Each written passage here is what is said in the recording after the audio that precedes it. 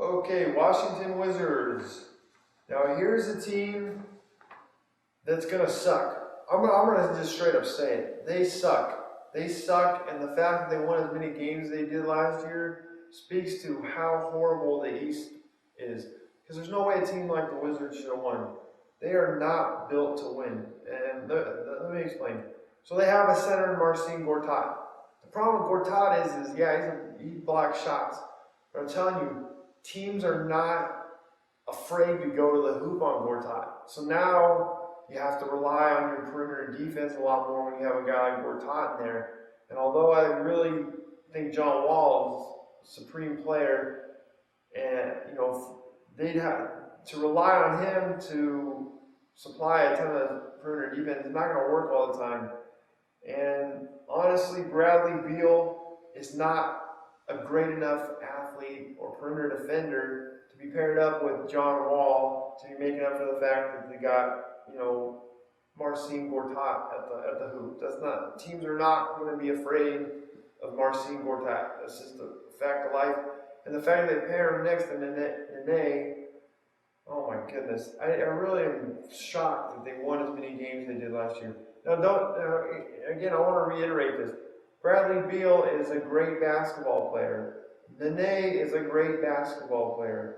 Marcin Gortat is a great basketball player. What I'm talking about is the mixture. They don't fit well together. They're not what I would call soft, but they're what I would call is they're not defensively strong. They just don't have that ability to take away the main elements of the other team that allows them to get the gaming advantage. And the players they picked up, I just don't understand. They picked up Paul Pierce.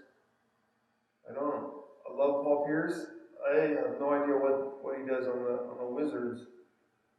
They picked up Andre Miller. I have no idea why. See, this is what I'm saying. Here's the sure sign. You want to know how bad a team's GM is if they pick up. Now look, I said the Jazz had John Lucas III, right? Well, they didn't really have a choice, and he didn't stay long. The Wizards are starting their roster off with John Lucas III. John Lucas III is a sure sign that your team is going to have problems. They picked up Drew Gooden. They still have Chris Humphries. This is ugly. The one guy I really care for, I think, is very underrated.